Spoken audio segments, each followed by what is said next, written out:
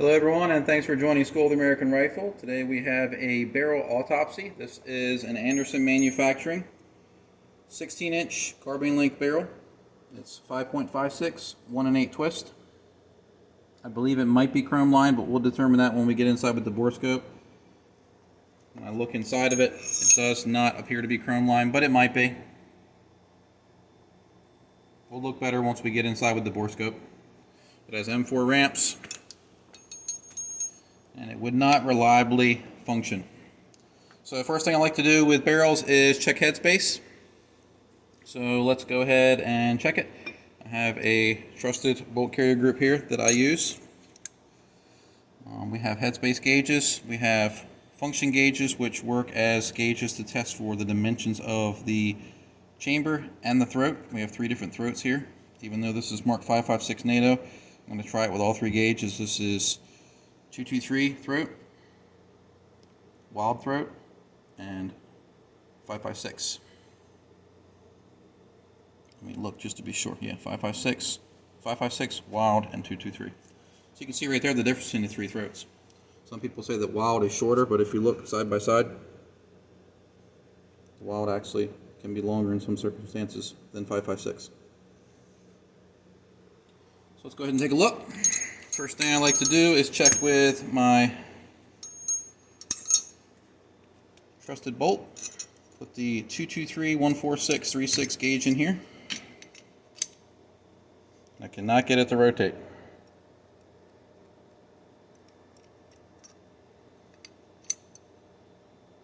A little bit right there. I can't get it to go further. Alright, so it's definitely not going to close on the 14646.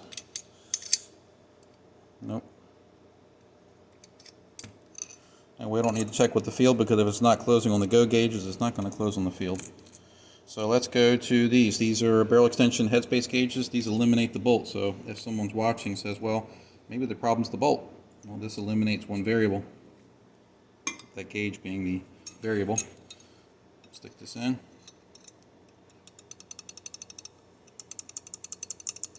It will not rotate. So that is the go. This is the no-go, and of course this isn't going to rotate. So Headspace is short. Alright, let's step up and check throat.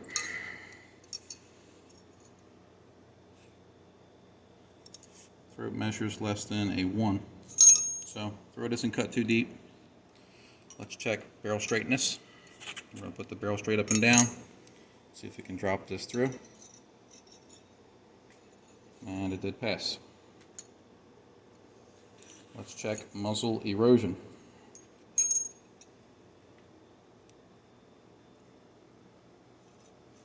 Muzzle erosion goes to 0.220, which is okay, not bad.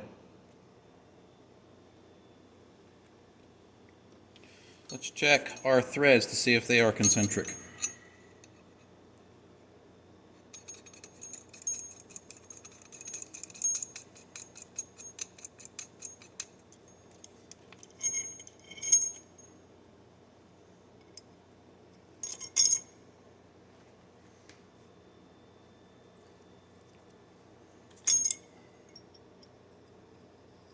Threads are concentric.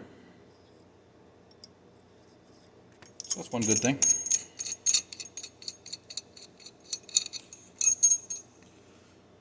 Alright, let's check throat. This is a Michigan's 5.56 throat gauge. So we're going to put this into the throat. Put a little bit of pressure on it. We're going to have to go straight up and down. And this should pull free when it's sticking. Look, I can pick the barrel up. Should not do that. So there's something wrong with the throat. It's not a true 5.56 throat. So let's check it with the function gauges. What we're going to do is I'm going to use a depth gauge. We're going to stick this in here, see how far the 2231 seats, and then we'll move up to the wild and see if we can get it to seat of, well, actually I'm going to use my finger because we're not going to be able to gauge because these are slightly different. The 223 unfortunately doesn't have a handle. So stick this in. You're going to see that it goes into the chamber. Alright, and it does drop free if it's right, and it doesn't. So something's keeping that 223 gauge from popping out. Let me get a cleaning rod. I assumed it was just the throat, but we may have a tight chamber as well as far as the wall dimension go. Yeah, that's stuck. Not bad, but it's stuck. So let's move up to the 556 NATO.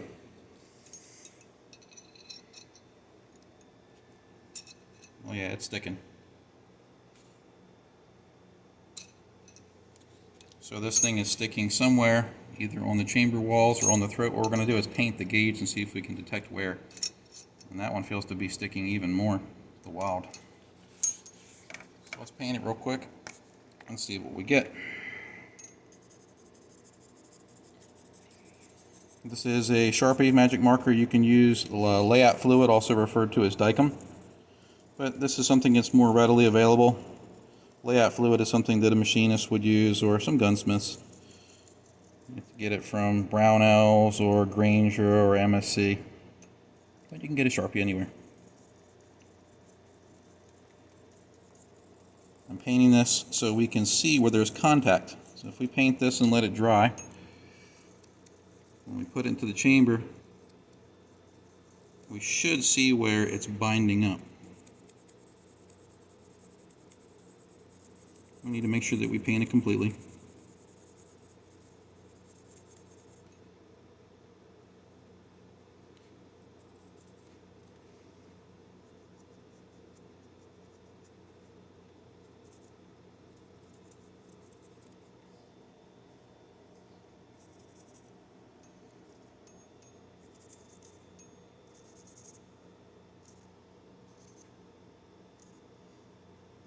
And I could have painted it faster with the layout fluid, but that will work. The layout fluid has a brush on it. I've shown it in other videos before. Make sure that it's dry. You can see that we have nice even finish on it. Let's stick it into this chamber and see where we're getting contact. I'll give it a slight twist, and it's sticking.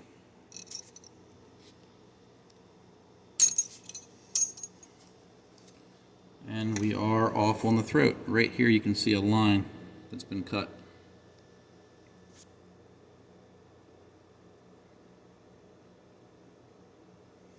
You can also see we lost some here.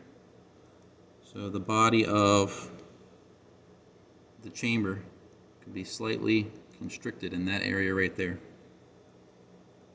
And we have this angled line here and another point of contact. So again, the chamber might be slightly undersides there.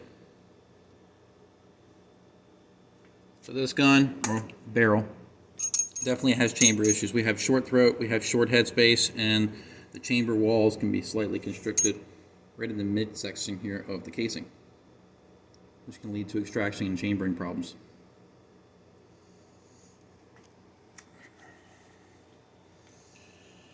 Everything's right on the straightness gauge. Let's go ahead and check to make sure the barrel extension is clocked right. I mean, this barrel's pretty much dead on the table because of the headspace issues. We could lap the barrel extension in and try to open up headspace. We could recut the throat with a reamer, and those things would remedy the chamber. But that's a good bit of work for a barrel that is not an expensive example. So let's see if our barrel extension is clocked properly. So what I'm going to do is I'm going to use a BCM upper receiver, which is thermal fit. Good quality. Thermal fit means you have to heat it up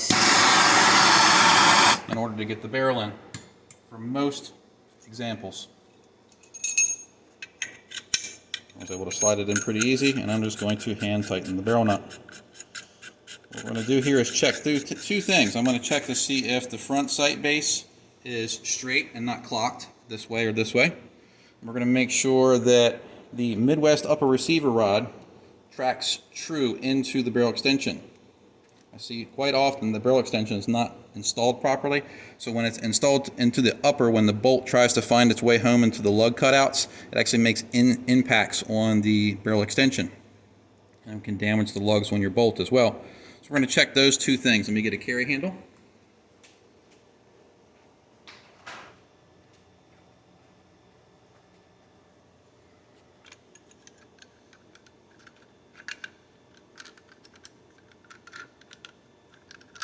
This is a Colt carry handle. It's of known provenance, so I trust it. I'm going to move this to the vise, and then we're going to use this fancy gauge that Black Rifle Disease made up on my request, and they also sell some on the site now. It's a pretty neat gauge. This one is for carbine length, but they have a mid-length tube and a rifle length tube. Basically, you drop this into the carry handle. You take this rod here, put it in while you're holding this in the carry handle, and it will tell you if your front sight is straight. So we're going to have to come behind the gun or in front of the gun. And based on this, we're pretty close. Let me try to hold the rear of the tower. If we come right up above it, we might get a better shot. We can see our front sight base is off a little bit this way. Just a little bit. You see where that arrow points?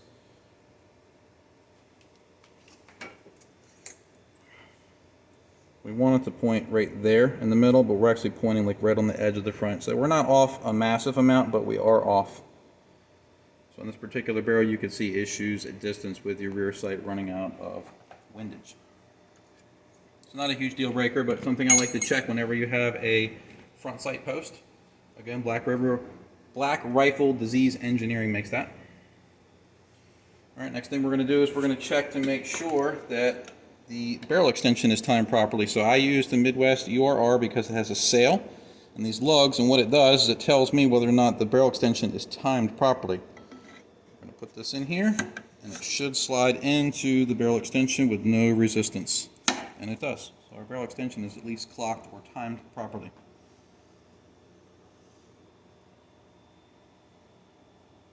All right. We are going to do a Borescope inspection, and we could check the gas port, but we're going to have to knock out these pins, and they do look like they were installed pretty poorly. You can see they're flat here, and then if you look at the other side, the smaller sides, they're slightly recessed. They should be even on both sides. I'm going to try to knock this out, and we'll see what we get.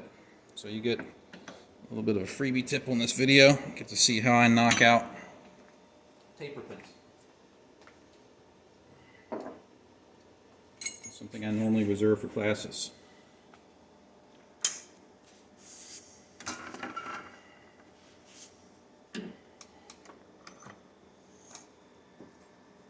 What I'm doing here is I'm supporting both workpieces to get a smaller punch. Trouble getting down into that smaller hole there because those are not the right size.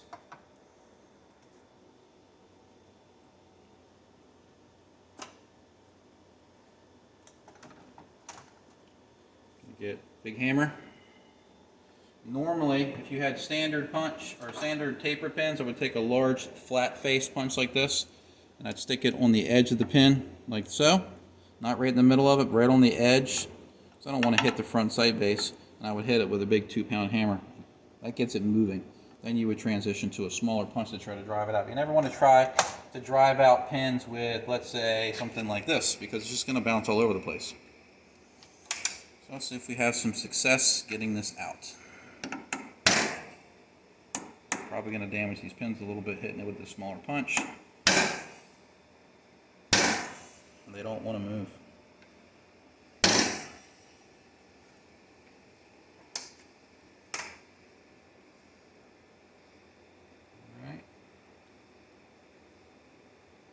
Switch to another punch and see what we can get. We may not be able to get this out without damaging something. I don't think we're going to have success here.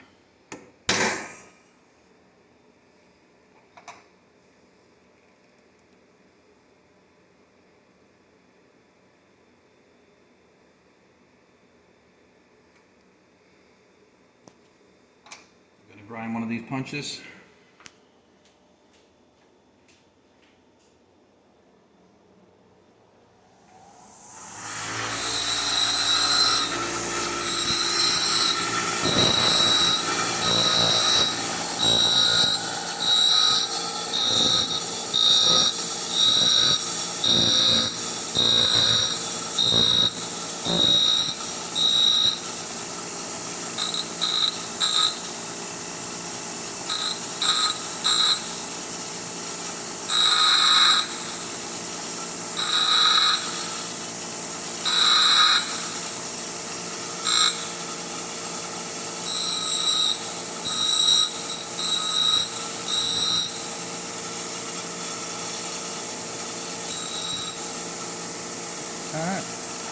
See if we have luck with this modified punch.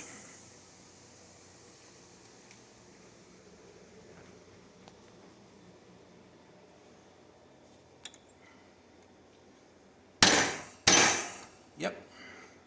We had that one moving. Let's see if we can get this one. And we got it moving. We just had to make our punch tip a little smaller.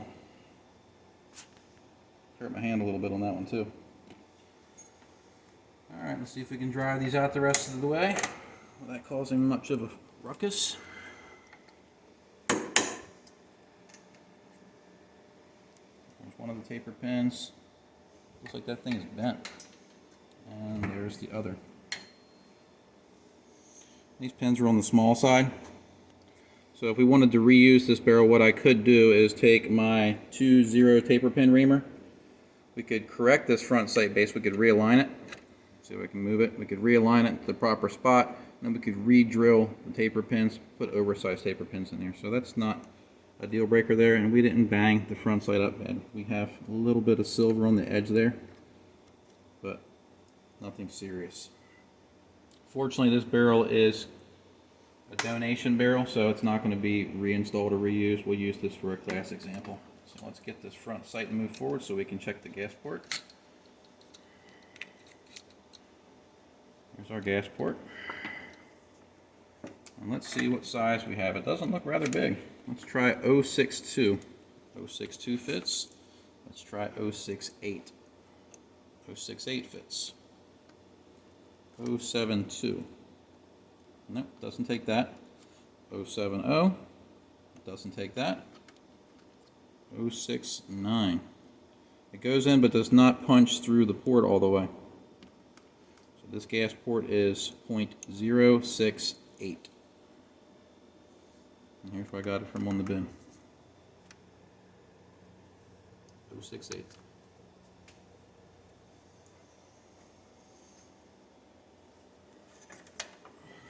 Alright, put this blue block aside. And we'll go ahead and loosen this from the upper receiver. It may not come out easy, and if it doesn't, we'll use some heat. So what we'll do is we're going to move this forward. Grab this in the vise.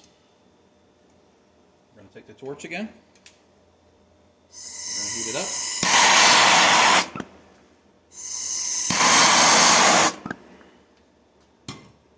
We're going to take a rubber mallet.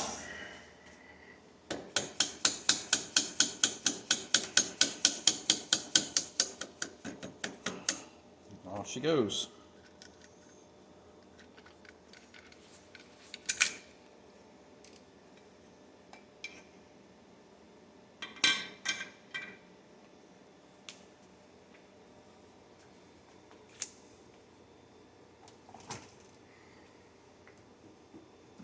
Barrel's not too hot. Go ahead and take a look in the Borescope and see what we have. I have an Anderson front sight base removal tool. Alright, let's get our Borescope fired up.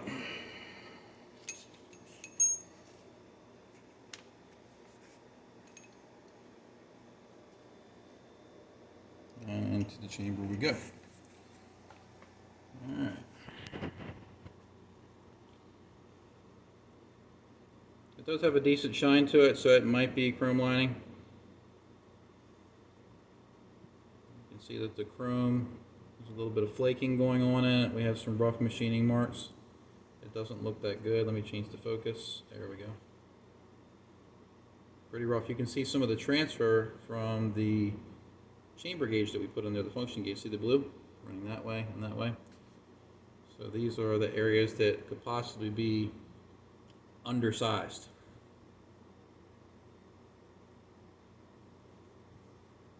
That's a little bit rough. Let's move it up to the neck area. This barrel is not moving easy for me. There's the neck area.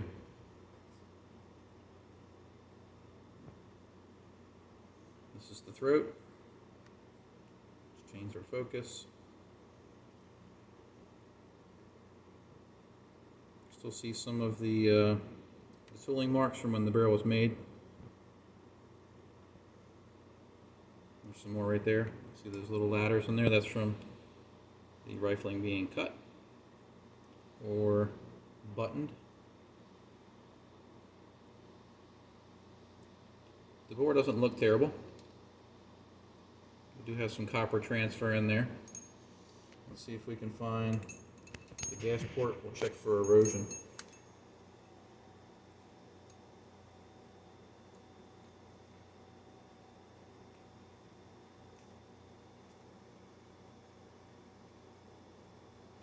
I have no idea why the camera moved like that. This barrel does not want to cooperate today.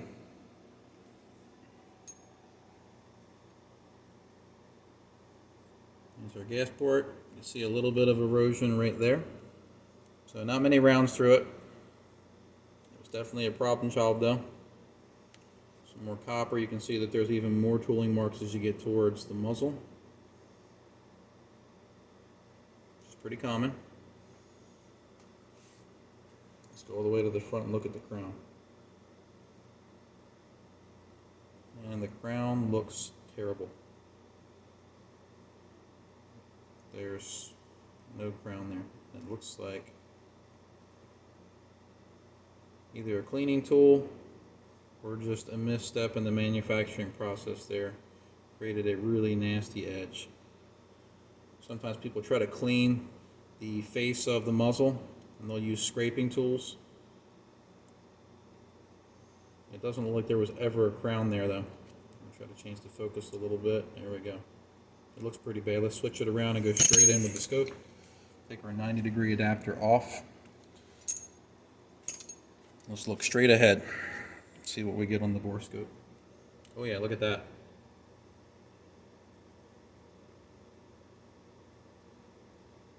It's pretty terrible.